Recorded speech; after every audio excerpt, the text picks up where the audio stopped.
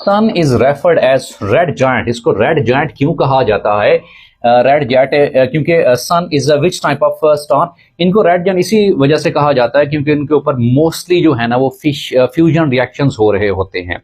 और ये भी सवाल पूछा जा सकता है कि सन के हवाले से इसमें कौन कौन से एलिमेंट्स सबसे ज्यादा पाए जाते हैं, तो याद रखिएगा that is hydrogen and helium. याद रखिएगा हाइड्रोजन एंड हीलियम।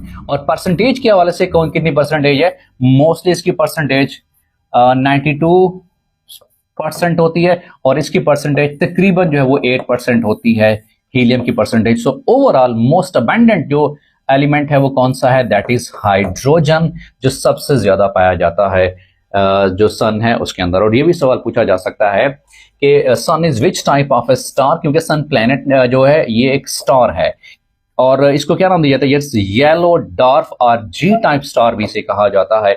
और फिर जो सोलर सिस्टम है उसके हवाले से मोस्ट रिपीटेड क्वेश्चन ये हैं कि द बिगेस्ट जो प्लेनेट है सोलर सिस्टम का वो कौन सा है? The biggest planet of solar system, the biggest planet of solar system, biggest planet वो कौन सा है? वो है जुपिटर है, याद रखिएगा जी।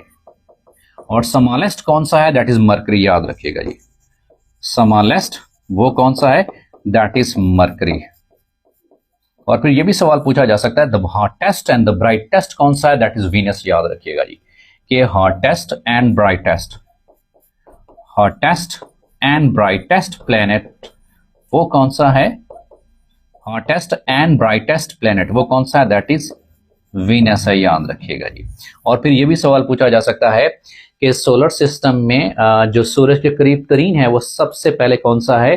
That is mercury. आपने याद रखना है कि जो सूरज के करीब तरीन जो प्लेनेट है, तो ये सवाल भी सोलर सिस्टम के हवाले से पूछे जा सकते हैं।